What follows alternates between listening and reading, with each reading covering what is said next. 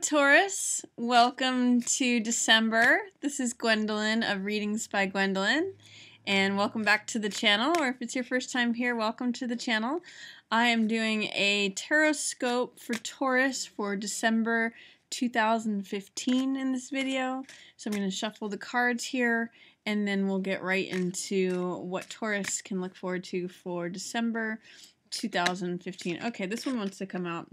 That's the Sun card. Very nice beginning to December for you, Taurus. That means that, basically you're full of your own vitality, your own radiance. When the Sun card appears, usually that's a card of self-acceptance.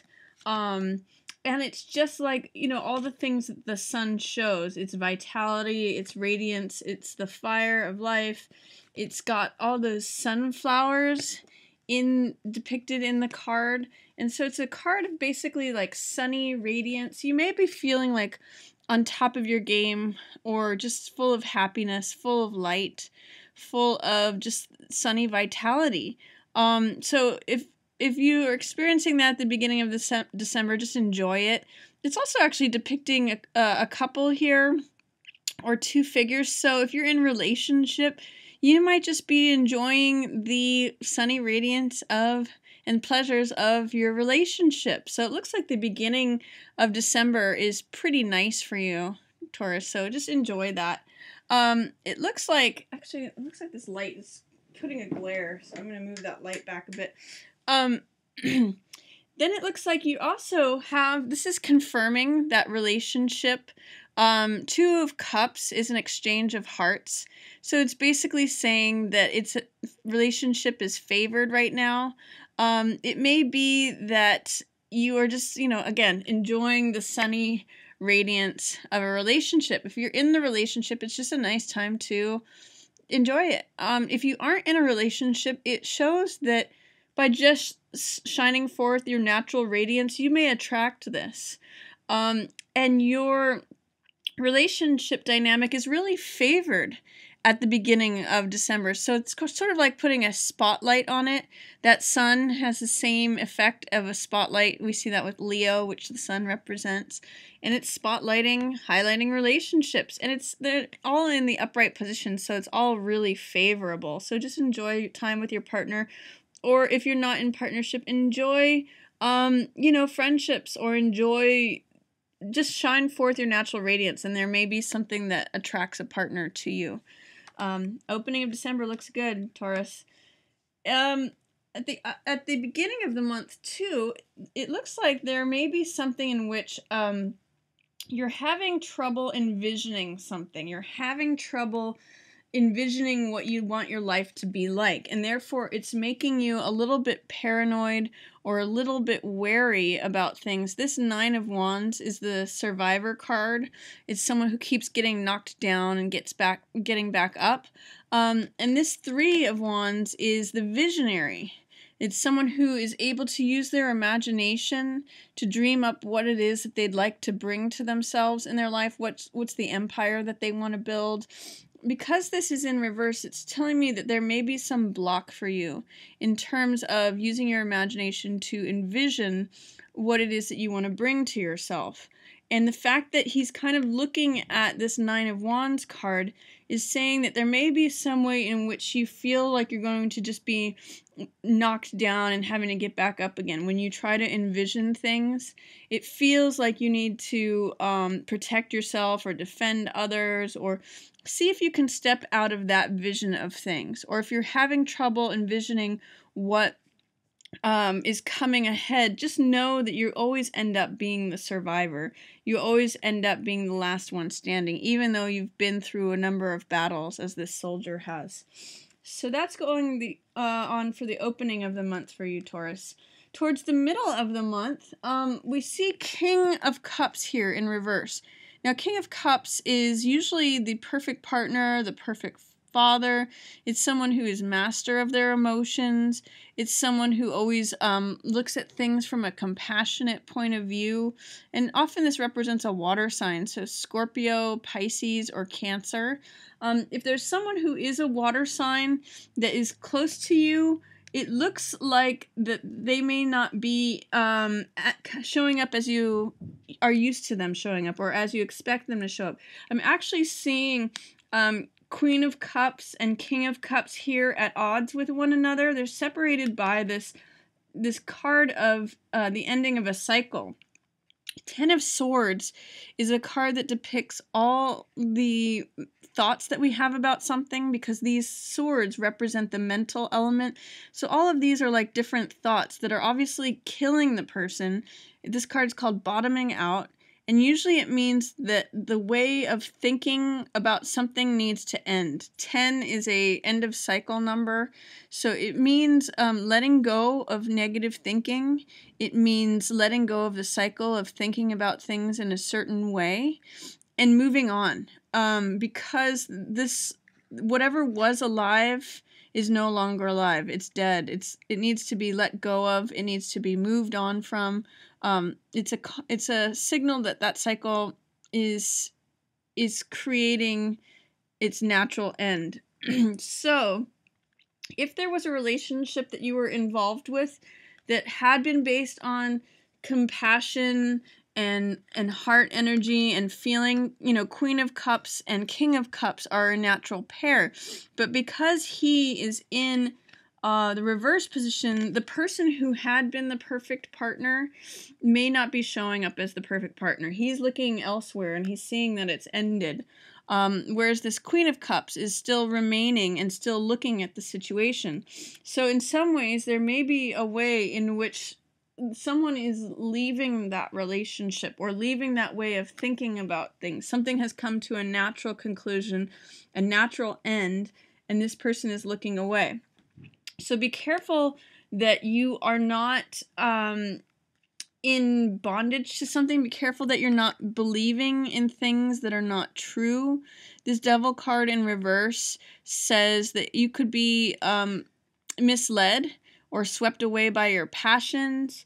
It says you might actually be believing things that are not true because it's under the surface. It's being held below. You're not seeing that it's actually like an addiction. Or Devil card usually shows up when there's things that we succumb to that are actually less than ourselves, but we give them more power over ourselves. Things like addiction, things like gambling or sex addiction, or shopping addictions, or however it shows up, food addictions, however it shows up for you. It's usually things that take control over of us.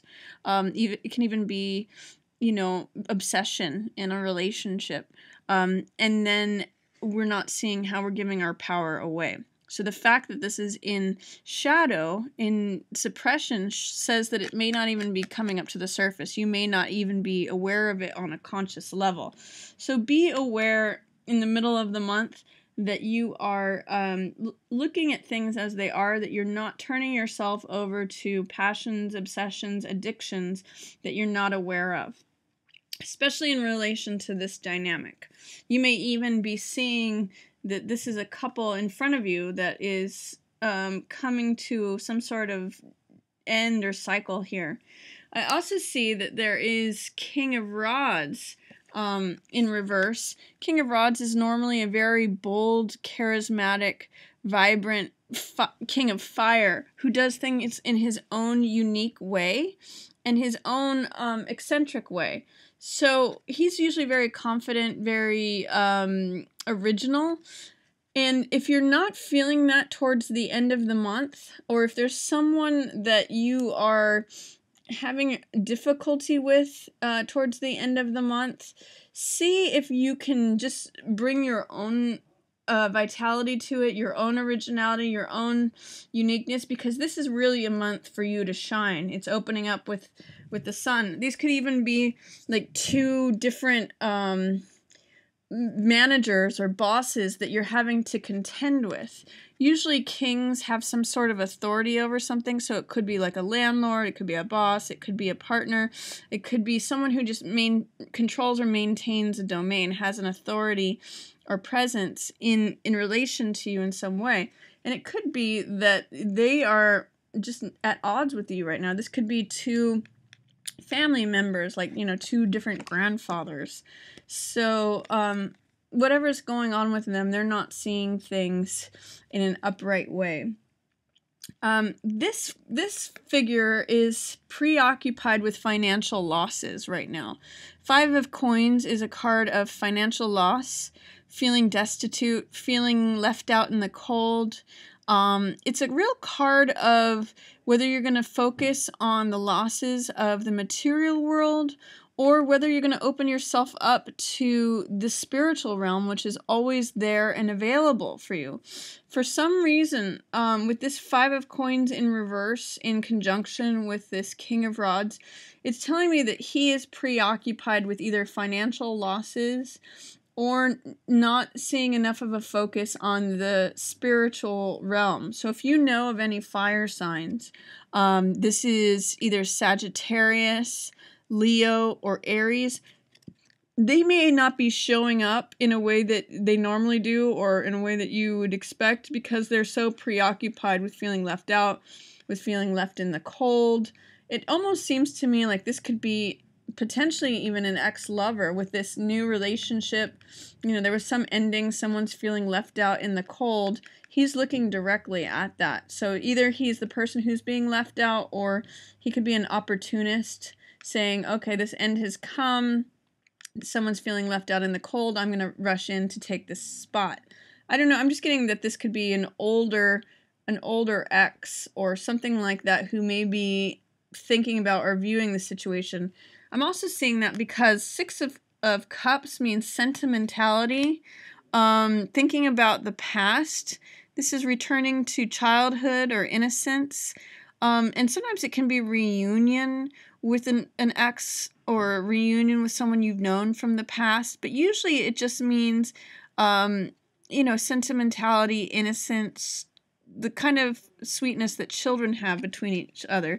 It also is possible that with whatever friction is going on within a relationship, it's making you think back to a time of, when things were innocent with this ex. So that's possible too. I see at the end of the month there's something to do with joint finances or juggling money.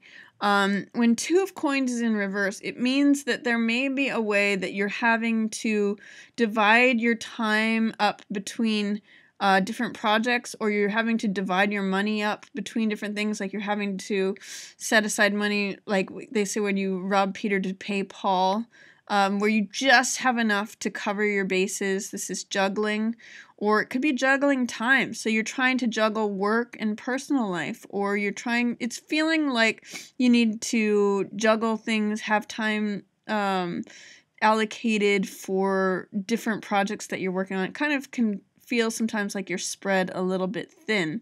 So when I see that in the reverse position, which is the feeling stressed out, feeling like you've got a lot of balls in the air, what I recommend is adopt a feeling of flexibility.